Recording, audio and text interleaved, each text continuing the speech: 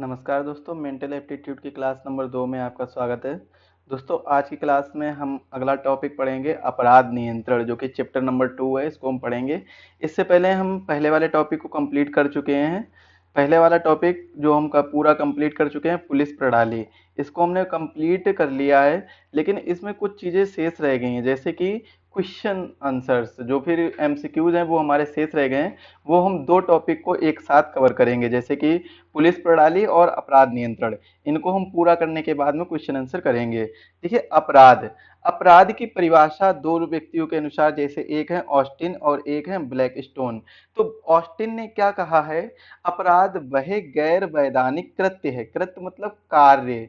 कृत्य मतलब क्या होता है? कार्य है, जिनके प्रमाणित या सिद्ध हो जाने पर न्यायालय अपराधियों को दंड देता है, और ऐसे अपराध के मामलों में अपराधी के दंड में कमी करने की एकमात्र अधिकार राज्य को होता है।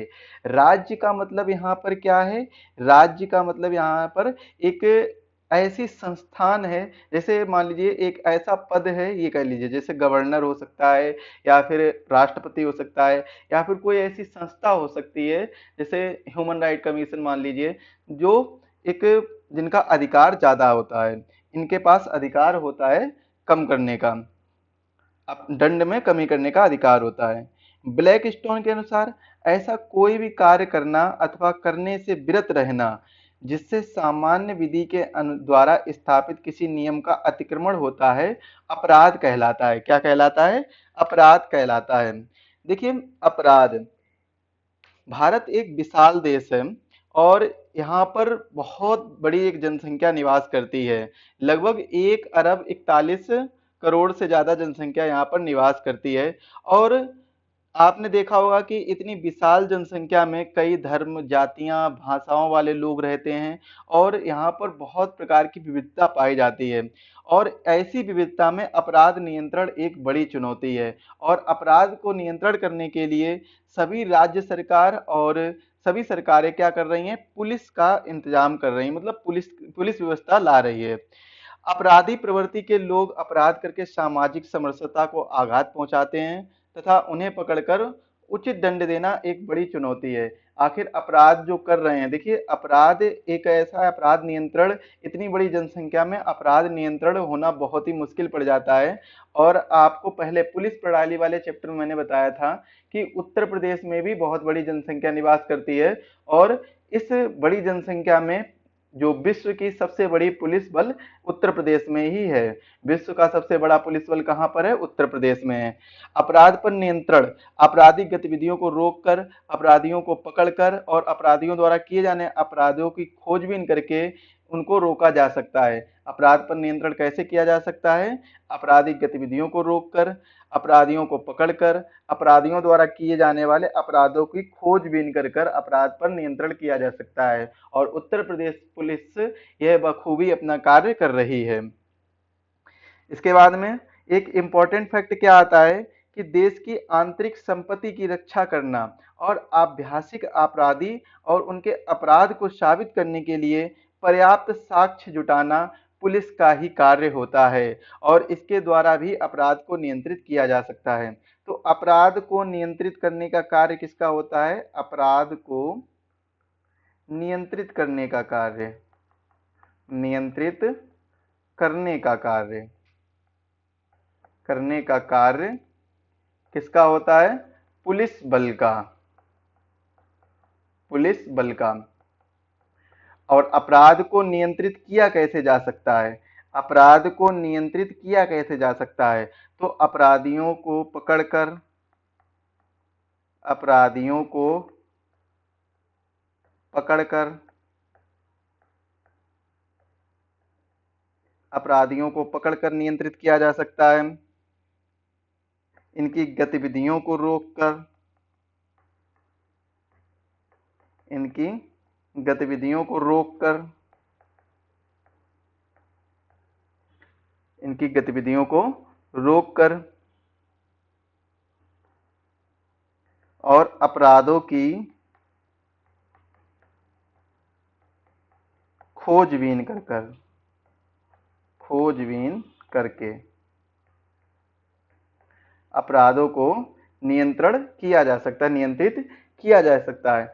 इन गतिविधियों के द्वारा, इन प्रयासों के द्वारा अपराध को नियंत्रित किया जा सकता है। और अपराध को नियंत्रित करने का कार्य किसका होता है? पुलिस बल का होता है।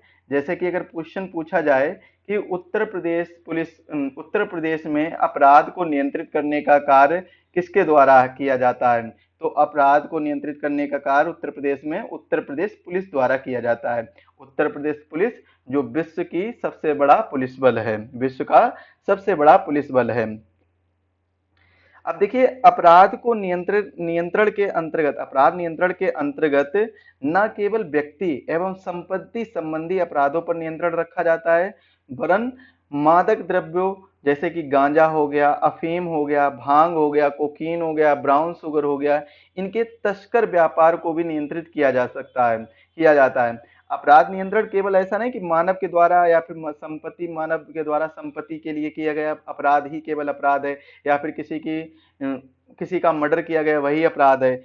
ना केवल ये अपराध नहीं है, बल्कि गांजा, अफीम, भांग, कोकीन, ब्राउन शुगर, इनकी तस्करी करना भी अपराध है। और यहाँ तक आजकल तो ह्यूमन ट्रैफिकिंग भी बहुत ज्यादा हो रही है, मानव तस्करी भी हो रही है। तो इनको सबको रोकना भी क्या है? अपराध को नियंत्रण करना है। इन सबको रोकना भी क्या है? अपराध नियंत्रण कहलाता है।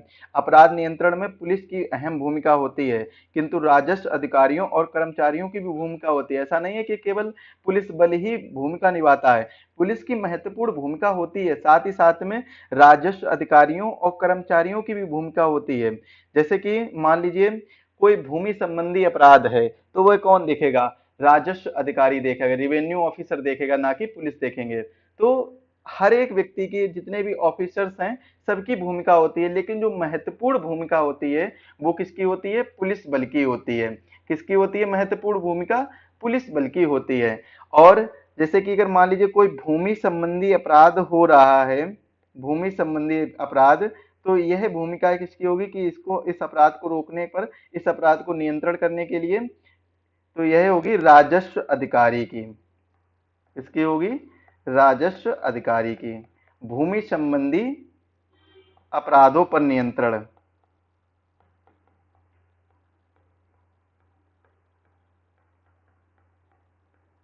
यह राजस्व अधिकारी की भूमिका होगी कि भूमि संबंधी अपराधों पर नियंत्रण करे।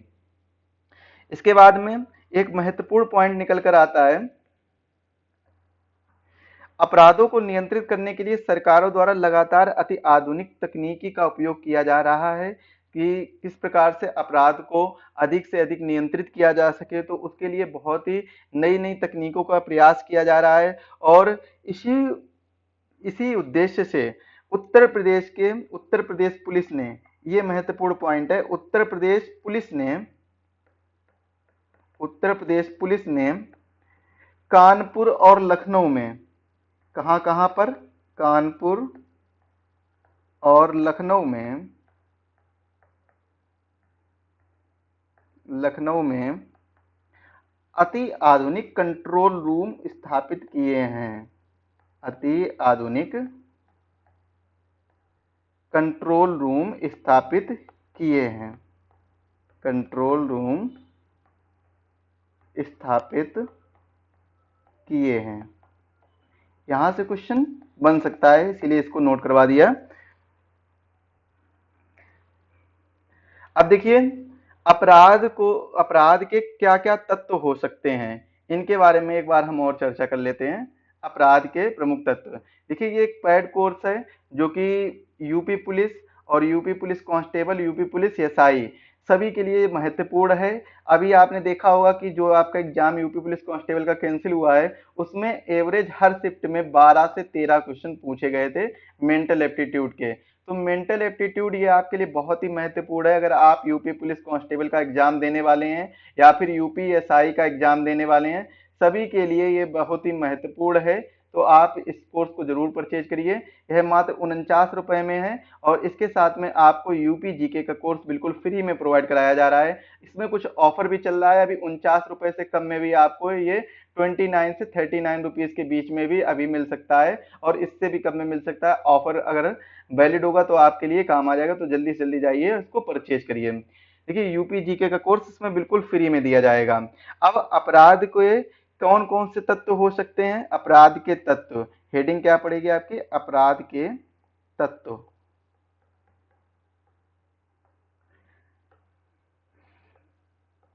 तो अपराध के तत्व में जो सबसे पहला महत्वपूर्ण तत्व है वो कौन है, मानव। क्योंकि देखिए सबसे पहले जो अपराध किया जाता है वो किसके द्वारा किया जाता है, मानव के द्वारा। और मानव समाज में रहता है, ये आपको पता होगा, और वह सामाजिक प्राणी है और अपराध करने का कार्य मानव द्वारा ही किया जाता है। किसके द्वारा किया जाता है, जो भी अपराध होगा वो किसके द्वारा ज्यादातर होगा, मानव के द्वारा ही होता है। मानव ही विभिन्न रूपों में भिन्न भिन्न समयों पर भिन्न भिन्न कारणों से अपराध करता है। मानव ये एक महत्वपूर्ण अपराध का तत्व है। दूसरा तत्व कौन सा है, गलत आशय या दुराशय। गलत आशय, अगर किसी के पास मतलब किसी के मन में गलत आशय आ गया तो यह भी एक अपराध का बहुत ही महत्वपूर्ण तत्व है कि गलत आशय ही अपराध की जननी होती है, हो सकती है।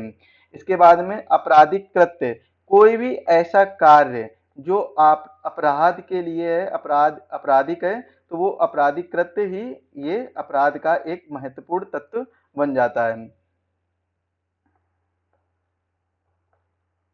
इसके बाद में समाज की क्षति, देखिए मानव जो है वो समाज में रहता है, अगर वह अपराध करेगा तो समाज की क्षति पर भी इसका असर पड़ेगा, इसका असर दिखेगा। अब ये क्या है, ये अपराध के कुछ महत्वपूर्ण तत्व हैं, जैसे कि मानव, गलत आशय, आपराधिक कृत्य, समाज में क्षति। जैसे मान लीजिए मानव ने, एक एग्जाम्पल लेते हैं, मानव ने कोई अपराध किया, कोई क्या किया, अपराध किया, तो उसके पीछे उसका क्या है, गलत आशय होगा, गलत आशय होगा, और गलत आशय के साथ में वह क्या करेगा, अपराध करेगा।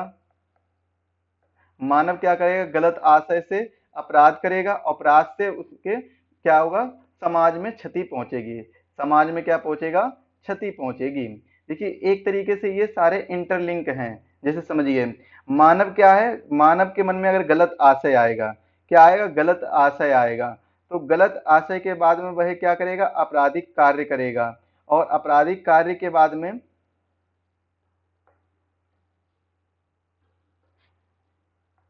आपराधिक कार्य के बारे में वह क्या करेगा, आपराधिक कार्य करने के बाद में जो समाज में है वो क्षति पहुंचेगी, समाज में नुकसान पहुंचेगा।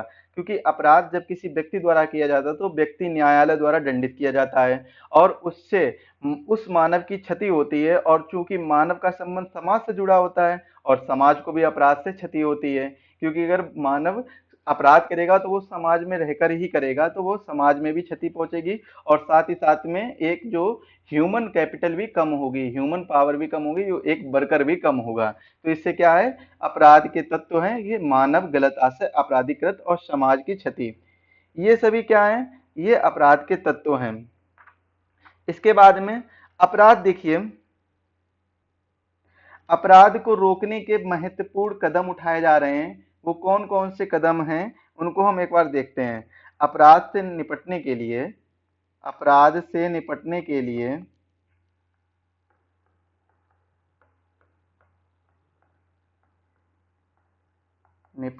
लिए महत्वपूर्ण कदम उठाए जा रहे हैं।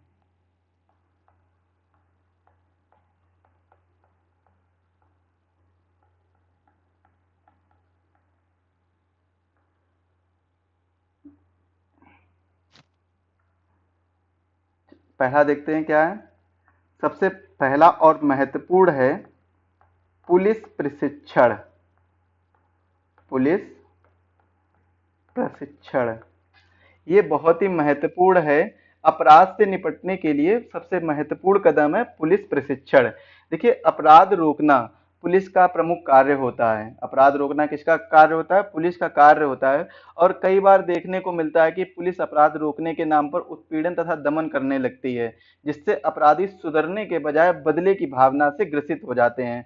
अतः आवश्यक है कि पुलिस को प्रशिक्षण देकर उन्हें मानवीय, शिष्टाचारी और संवेदनशील बनाया जाए। तो पुलिस प्रशिक्षण सबसे पहला कदम है अपराध से निपटने के लिए। इसके बाद में दूसरा महत्वपूर्ण कदम क्या है, अपराध कानूनों की समीक्षा, अपराध कानूनों की समीक्षा। ये एक महत्वपूर्ण कदम है अपराध से निपटने के लिए। अपराध कानूनों की समीक्षा।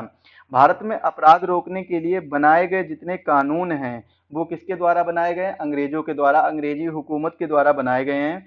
और तब से लेकर अब तक बहुत सारे परिवर्तन हुए हैं। अपराध की परिभाषा एवं उसका स्वरूप बदला है, अपराधियों के तौर तरीके बदले हैं, समाज एवं उसका परिवेश बदला है, और इन सभी बदलावों की स्थितियों में वर्तमान कानून निष्प्रयोज्य होने लगे हैं। अतः अपराधी जो पुराने कानूनों का लाभ उठाकर उससे बच जाते हैं, तो इसीलिए अपराधी कानून की समीक्षा होनी बहुत जरूरी है, जिससे कि कानून को समय समय पर बदला जा सके और उनके दंडों के जो प्रावधान हैं वो समय समय पर बदले जा सकें, जिससे कठोर से कठोर दंड दिया जाए। एक जो बड़े अपराध के लिए कठोर से कठोर दंड दिया जाए, तो ऐसी समीक्षा होनी बहुत जरूरी है। इसके बाद में जो तीसरा एक महत्वपूर्ण फैक्टर है वो कौन सा है? कारागार व्यवस्था में सुधार। ये एक महत्वपूर्ण फैक्टर है, कारागार व्यवस्था में सुधार। देखिए, अपराध जो नियंत्रण है, अपराध से निपटने का जो एक तरीका है, उसमें एक तरीका ये भी आता है कि जो जेल व्यवस्था है इसमें भी सुधार किया जाए। जेल में अपराधी जाता है सुधरने के लिए, तो उसे सुधरने का मौका दिया जाए, उससे सही वहां पर सही से व्यवहार किया जाए। ऐसा नहीं कि वो जेल में गया, अगर मान लीजिए कोई अपराध करके जेल में गया है, कोई छोटा अपराधी और बड़ा अपराधी दोनों को एक साथ रखो, तो बड़ा अपराधी छोटे अपराधी के साथ में लड़ाई कर रहा है, मारपीट कर रहा है, तो ऐसी व्यवस्था करनी चाहिए कि छोटे अपराधी को एक अलग रखना चाहिए और बड़े अपराधियों को एक अलग रखना चाहिए। तो कारागार व्यवस्था में बहुत ही सुधार होने की आवश्यकता है, और वहां का जो भी प्रमुख है, जेल का जो भी प्रमुख है, जेल वार्डन है, तो उसको भी प्रशिक्षण देना चाहिए कि इनके साथ सभ्यता के साथ पेश आया जाए, सभ्यता के साथ व्यवहार किया जाए, पेश आया जाए इनके साथ। इसके बाद में जो चौथा फैक्टर निकल के आता है वो है सामाजिक बुराइयों को दूर करना। सामाजिक बुराइयों को दूर करना।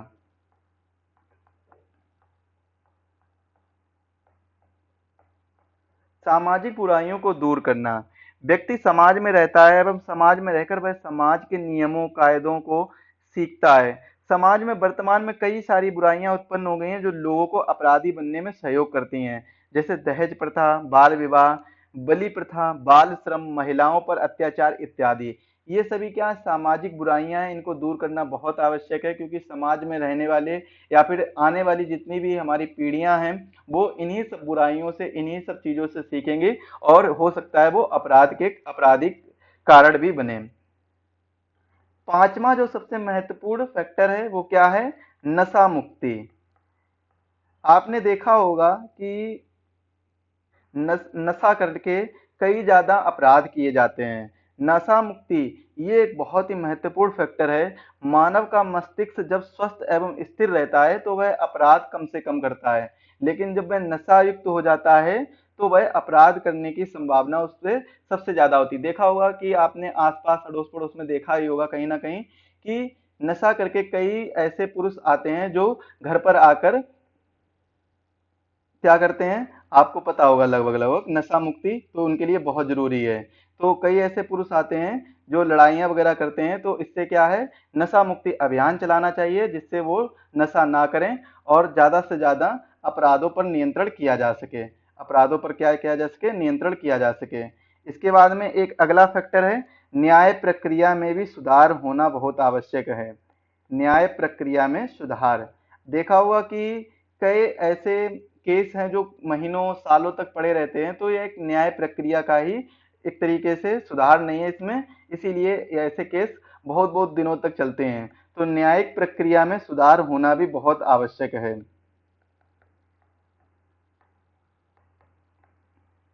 इसके बाद में एक अगला फैक्टर है बेरोजगारी उन्मूलन। ये एक बहुत ही महत्वपूर्ण है, क्योंकि कोई भी व्यक्ति अगर बहुत ज्यादा पढ़ लेगा, बहुत ज्यादा उसने शिक्षा प्राप्त कर ली और उसको रोजगार नहीं मिला, तो बेरोजगारी को कम करना बहुत आवश्यक है। अगर उसको रोजगार नहीं मिलेगा तो वह क्या करेगा, कुछ ना कुछ ऐसे कार्य करने की कोशिश करेगा जो हो सकता है आपराधिक मामलों से संबंधित हो, अपराध से संबंधित हो। तो बेरोजगारी उन्मूलन भी बहुत आवश्यक है, कि खाली दिमाग भी शैतान का घर होता है, और जब व्यक्ति बेकार और बेरोजगार होता है तो वह अनावश्यक विचारों एवं कार्यों का शिकार बन जाता है। तो बेरोजगारी उन्मूलन बहुत ही आवश्यक है। इसके बाद में एक अगला और अंतिम फैक्टर है जिसके अपराध से निपटा जा सकता है, वो क्या है? नैतिक शिक्षा का प्रसार। नैतिक शिक्षा का प्रसार। नैतिक शिक्षा का प्रसार ये एक बहुत ही महत्वपूर्ण फैक्टर है अपराध से निपटने के लिए। नैतिकता मनुष्य को पतन से बचाती है। समाज में व्याप्त बहुत सारे अपराध जैसे दुराचार, बलात्कार, चोरी, ईर्ष्यावश बदले की भावना, भ्रष्टाचार, ये केवल नैतिक आचरण एवं सद्विचारों से समाप्त किए जा सकते हैं। ये वाले जो अपराध हैं वो कैसे? नैतिक शिक्षा के प्रसार से ही समाप्त किए जा सकते हैं। देखिए, ये अपराध से निपटने के लिए महत्वपूर्ण कदम है जो उठाए जा सकते हैं और जो उठाए भी जा रहे हैं। पुलिस प्रशिक्षण में सुधार किया जा रहा है।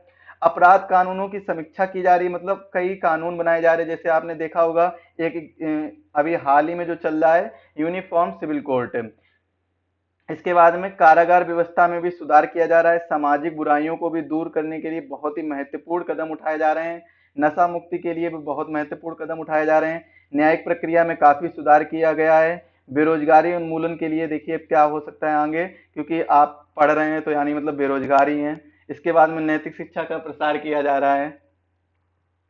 इसके बाद में देखिए, भारत में दंड व्यवस्था की उत्पत्ति और उसका विकास। ये एक महत्वपूर्ण चीज है कि जो दंड व्यवस्था है इसकी उत्पत्ति कैसे हुई और इसका विकास दर बदर कैसे हुआ। देखिए, भारतीय दंड व्यवस्था की उत्पत्ति ब्रिटिश शासन काल में हुई थी। ये देखिए, जो भी आप लोग यूपीएसआई की प्रिपरेशन कर रहे हैं उनके लिए मूल विधि में ये बहुत ही महत्वपूर्ण तरीके से और अच्छे ढंग से पढ़ाया जाएगा। भारत में दंड व्यवस्था की उत्पत्ति और इसका विकास। बाकी जो तैयारी कर रहे हैं कांस्टेबल की उनके लिए बहुत ज्यादा महत्वपूर्ण नहीं है। और ये जितनी भी दंड प्रक्रिया संहिता है और या फिर आप कह लीजिए इंडियन पीनल कोड है और क्रिमिनल प्रोसीजर कोड है, आईपीसी और सीआरपीसी है, ये यूपीएसआई के लिए आपको मूल विधि और संविधान का जो पोर्शन रहेगा उसमें आपको बहुत अच्छे से पढ़ाया जाएगा। इसमें आपको मेंटल एप्टीट्यूड में ये पढ़ने की जरूरत नहीं है। बाकी अपराध नियंत्रण ये जो टॉपिक है इसको आप किस तरीके से क्वेश्चन और एमसीक्यूज के माध्यम से भी बहुत अच्छे से कवर कर सकते हैं। और ये बहुत ही ज्यादा महत्वपूर्ण टॉपिक नहीं है, एक क्वेश्चन आ जाए तो आ जाए, वरना इससे क्वेश्चन कम आएंगे। जहां जहां से क्वेश्चन आएंगे हम उनको ज्यादातर लेकर चलेंगे। अब देखिए, हम कुछ अपराधों के प्रकार के बारे में डिस्कस करते हैं। क्या है अपराध के प्रकार? अपराधों के प्रकार, कई अपराध ऐसे होते हैं जो अपराध करके जिनमें आपको जमानत मिल सकती है, जो जमानत योग्य अपराध होंगे, और कुछ गैर जमानती अपराध होंगे, कुछ संज्ञेय अपराध होंगे, कुछ असंज्ञेय अपराध होंगे, कुछ सम्मन मामले वाले अपराध होंगे, कुछ वारंट मामले वाले अपराध होंगे। ऐसे अपराधों के बारे में हम डिस्कस करते हैं। तो सबसे पहला है, क्या है? जमानती अपराध, जमानत योग्य अपराध। जमानत योग्य अपराध। तो जमानत योग्य अपराध कौन कौन से अपराध हैं जो जमानत योग्य अपराध हैं? देखिए, यहां से ये क्वेश्चन बन सकते हैं कि कौन कौन से अपराध हैं जो जमानत योग्य अपराध हैं। तो मानहानि, किसी व्यक्ति की मानहानि का अपराध है तो वह जमानत योग्य अपराध है। किसी व्यक्ति को अपनी इच्छा से चोट पहुंचाना, इच्छा से चोट पहुंचाना, ये भी जमानत योग्य अपराध है।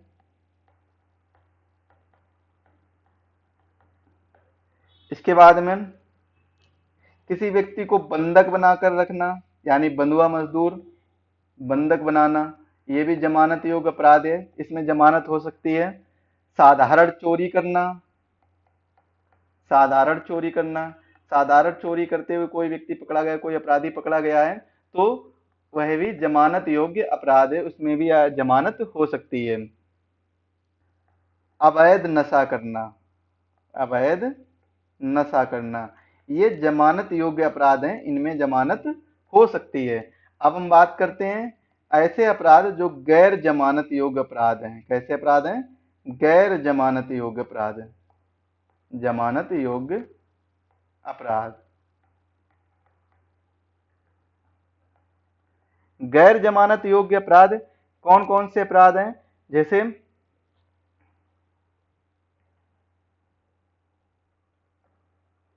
चोरी।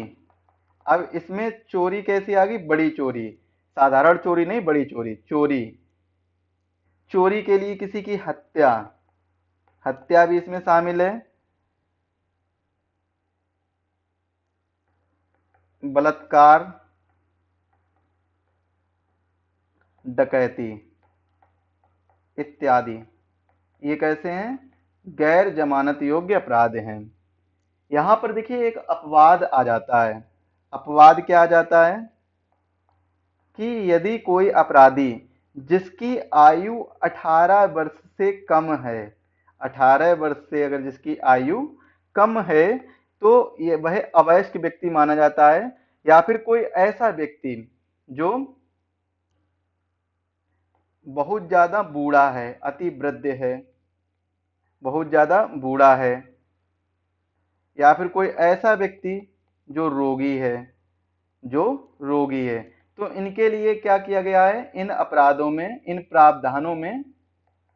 प्रावधान में छूट प्रदान की गई है। क्या किया गया है, छूट प्रदान की गई है।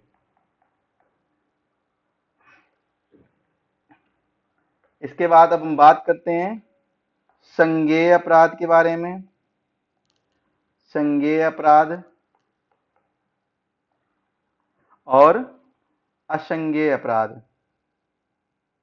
इस संज्ञेय अपराध में देख लेते हैं, जो दंड संहिता की धारा 2 है, दंड संहिता की धारा 2 गा, यह धारा 2 गा, इसके अनुसार जितने भी अपराध होंगे वो संज्ञेय अपराध है। और इसमें कौन कौन से अपराध आते हैं, जिसमें पुलिस अधिकारी प्रथम अनुसूची के या तत्सम प्रवृत्ति या किसी अन्य विधि के अनुसार बिना वारंट के ही गिरफ्तारी कर सकता है। ऐसे अपराध अगर कोई करेगा तो इसमें पुलिस अधिकारी क्या है, बिना वारंट के ही गिरफ्तार कर सकते हैं। बिना वारंट के गिरफ्तारी भी हो जाती है इन अपराधों में। और धारा कौन सी है, धारा 2 का। बस आपको यही इंपॉर्टेंट याद रखना कि धारा कौन सी है, यहां से धारा ही पूछी जा सकती है। इसके बाद में असंज्ञेय अपराध। असंज्ञेय अपराध, इसमें धारा कौन सी आएगी, इसमें आएगी धारा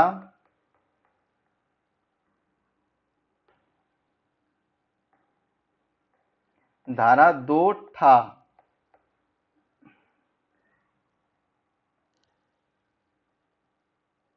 अब जो असंज्ञेय अपराध होंगे, जो ऐसे अपराध होंगे असंज्ञेय अपराध, इसमें पुलिस बिना वारंट के गिरफ्तारी नहीं कर सकती। मतलब गिरफ्तारी के लिए वारंट आवश्यक है। गिरफ्तारी के लिए वारंट आवश्यक। गिरफ्तारी के लिए वारंट आवश्यक है।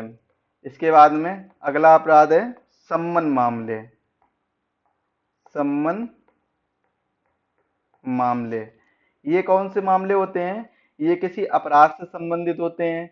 ये मामले केवल कारावास या जुर्माने से दंडनीय होते हैं। ये मामले वारंट वाले मामले नहीं होते हैं और इन मामलों में 2 वर्ष तक के कारावास का प्रावधान होता है। यदि किसी मामलों में जुर्माना एवं कारावास दोनों की सजा हो तो कारावास अधिकतम 1 वर्ष का हो सकता है। और जो मामले परिवाद से प्रारंभ होते हैं वे सम्मन मामले हैं। कैसे, परिवाद से, वाद विवाद से जो प्रारंभ होते हैं वो कैसे हैं, सम्मन मामले कहलाते हैं।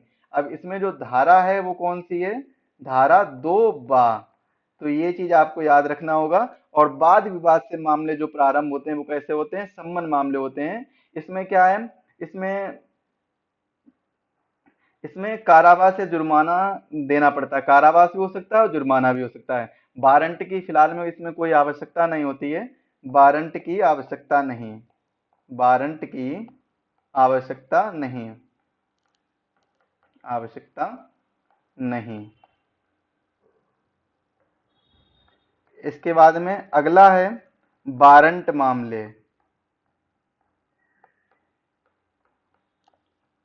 वारंट मामले ये कौन से होते हैं, तो जो दंड प्रक्रिया की संहिता धारा 2 भा, तो ये है जो धारा, ये वारंट मामले कौन कौन से मामले होते हैं, मृत्युदंड, आजीवन कारावास 2 वर्ष से ज्यादा अवधि के कारावास से संबंधित जितने भी मामले होते हैं वो कैसे होते हैं, वारंट मामले से संबंधित होते हैं। कौन कौन से, जिनको मृत्यु दंड दिया गया हो, मृत्यु दंड, या फिर आजीवन कारावास, आजीवन कारावास, या फिर 2 वर्ष से ज्यादा, 2 वर्ष से ज्यादा कारावास। ये कैसे होते हैं, वारंट मामलों से संबंधित होते हैं।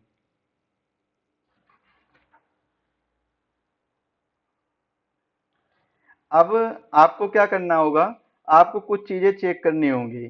कुछ चीजें क्या, जो हमारी ई बुक है, ई बुक में आपको देखना होगा विभिन्न प्रकार के अपराधों में अंतर,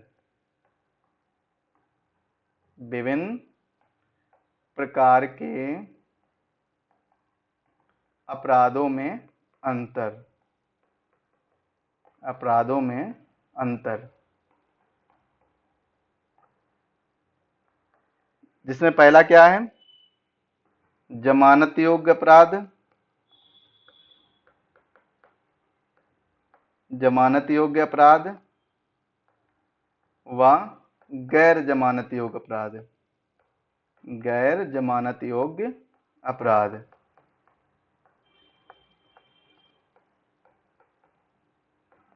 ये पहला अंतर देखना है। दूसरा अंतर आपको क्या देखना है, संज्ञेय और असंज्ञेय में देखना है, संज्ञेय और असंज्ञेय में देखना है। तीसरा आपको कौन सा देखना है, सम्मन अपराध, सम्मन अपराध और वारंट अपराध, और वारंट अपराध। चौथा अंतर देखना है आपको, संयोजन, संयोजन योग्य अपराध और असंयोजन योग्य अपराध, असंयोजन योग्य अपराध। पांचवा क्या देखना है, उन्मोचन, यानी रिहाई, उन्मोचन को क्या बोलते हैं, रिहाई बोलते हैं, एवं दोष मुक्ति में अंतर, दोष मुक्ति में अंतर।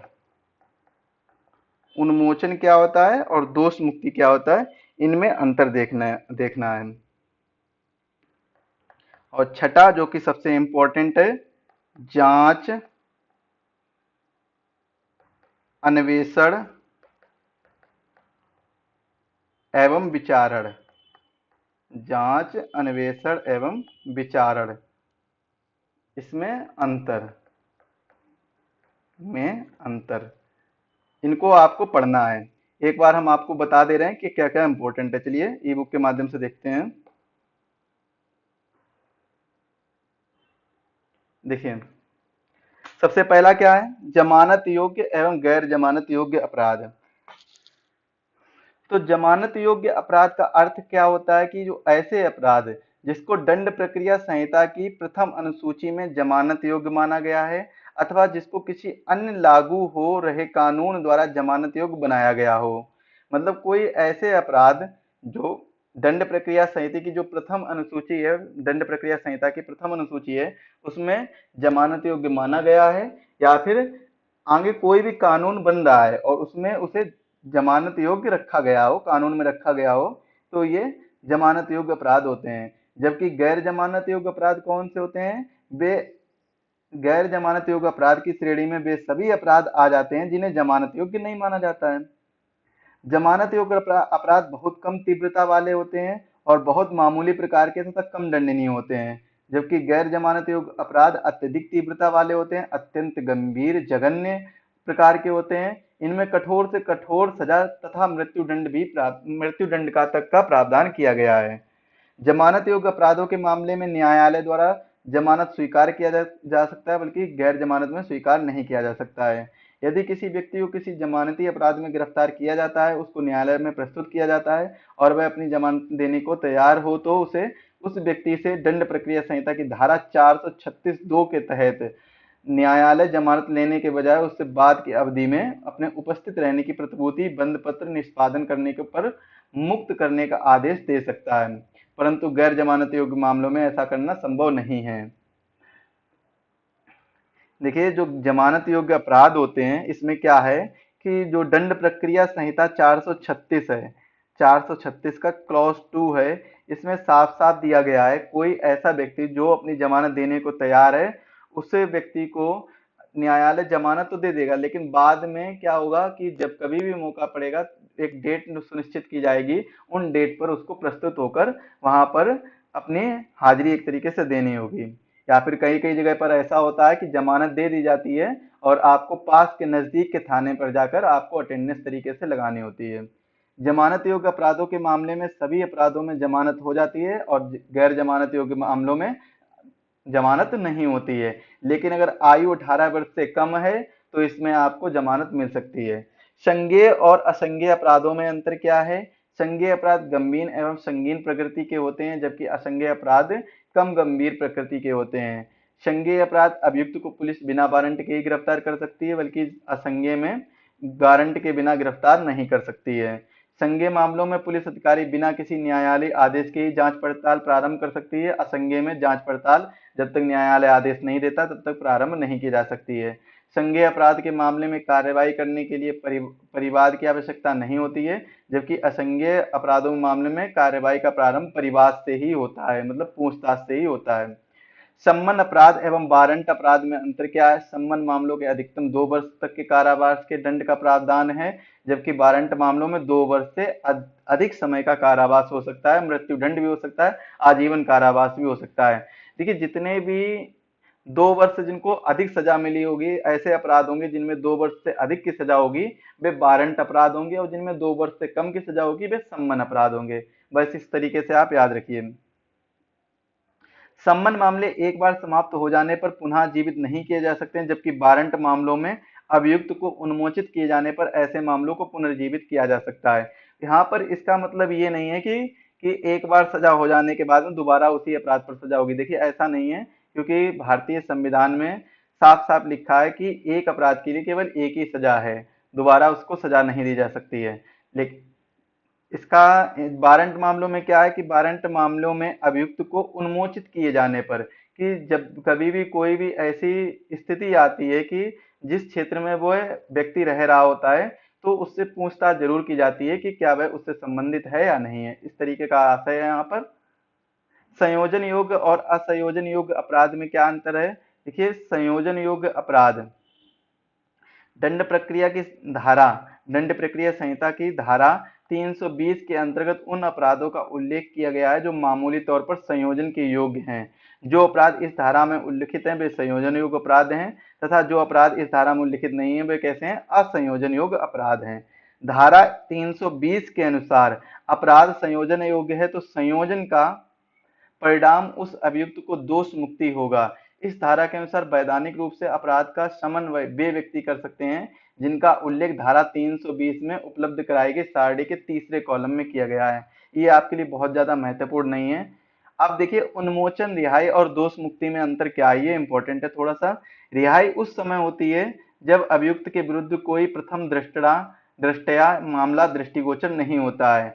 ऐसे मामलों में अभियुक्त को अपना बचाव नहीं करना पड़ता है और न ही उसे आरोपों के लिए अभिवचन करना पड़ता है, किंतु अभियुक्त की प्रतीक्षा के आदेश दिए जाने के बाद अथवा उसके विरुद्ध आरोप लगाए जाने के बाद अथवा अभियोजन पक्ष द्वारा प्रथम दृष्टया मामला साबित किए जाने के बाद अभियुक्त या तो दोष सिद्ध या दोष मुक्त किया जा सकता है। या तो उसको दोष सिद्ध कर दिया जाएगा कि उसके ऊपर जो भी दोष लगे हैं वो सही हैं, या फिर उसको दोष मुक्त कर दिया जाएगा, लेकिन किंतु रिहाई नहीं की जा सकती है। अब देखिए, जांच, अन्वेषण और विचारण में क्या अंतर है? दंड प्रक्रिया संहिता में जांच, इंक्वायरी, अन्वेषण, इन्वेस्टिगेशन, इसको तो इन दोनों को तो परिभाषित किया गया है, परंतु विचारण की परिभाषा नहीं दी गई है। ये इंपॉर्टेंट है। जो दंड प्रक्रिया संहिता है इसमें किसको किसको परिभाषित किया गया है? जांच यानी इंक्वायरी को, अन्वेषण माने इन्वेस्टिगेशन को। इनको तो परिभाषित किया गया है, लेकिन विचारण को परिभाषित नहीं किया गया है। किसको परिभाषित नहीं किया गया? विचारण यानी ट्रायल को परिभाषित नहीं किया गया है। देखिए जांच क्या होता है? दंड प्रक्रिया की धारा 2 के अनुसार जांच से अभिप्राय ऐसी प्रक्रिया से जो मजिस्ट्रेट या न्यायालय द्वारा की जाए। जांच किसके द्वारा की जाती है? मजिस्ट्रेट या न्यायालय द्वारा की जाए। ऐसी प्रक्रिया को क्या कहते हैं? जांच कहते हैं। किस दंड प्रक्रिया संहिता की धारा कौन सी? 2 में इसका वर्णन है। इनमें वे सभी कार्य शामिल हैं जो मजिस्ट्रेट द्वारा किसी कार्रवाई के तहत किए गए हों, भले ही उसमें चालान किया गया हो अथवा नहीं। अब देखिए अन्वेषण क्या होता है? इन्वेस्टिगेशन। दंड प्रक्रिया संहिता की धारा 2 जा के अनुसार अन्वेषण के तहत वो सभी कार्रवाइयां शामिल हैं जो इस संहिता के अधीन पुलिस अधिकारी द्वारा या मजिस्ट्रेट से अलग किसी भी ऐसे व्यक्ति से जो मजिस्ट्रेट द्वारा इस कार्य के लिए प्राधिकृत किया गया हो, साक्ष्य एकत्र करने के लिए की जाए। इसमें इंपॉर्टेंट क्या है? साक्ष्य एकत्र करने के लिए की जाए। इन्वेस्टिगेशन किसके लिए की जाती है? साक्ष्य एकत्र करने के लिए की जाती है, सबूत इकट्ठे करने के लिए की जाती है शुद्ध भाषा में। अन्वेषण पुलिस अथवा अन्य किसी एजेंसी द्वारा भी की जा सकती है।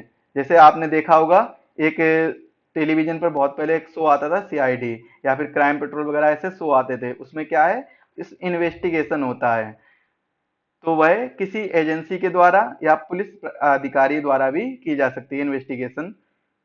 ऐसे मामलों में पुलिस का कर्तव्य है कि वह मामलों से संबंधित तथ्यों एवं परिस्थितियों का निश्चय करे और साक्ष्य एकत्र करके अपराधी को गिरफ्तार करे। तो इसमें क्या है? इन्वेस्टिगेशन में साक्ष्य एकत्र किए जाते हैं और साक्ष्य एकत्र करने के बाद में जो भी अपराधी पाया जाता है उसे गिरफ्तार किया जाता है। ट्रायल क्या होता है? दंड प्रक्रिया संहिता में विचारण को स्पष्ट रूप से परिभाषित नहीं किया गया है।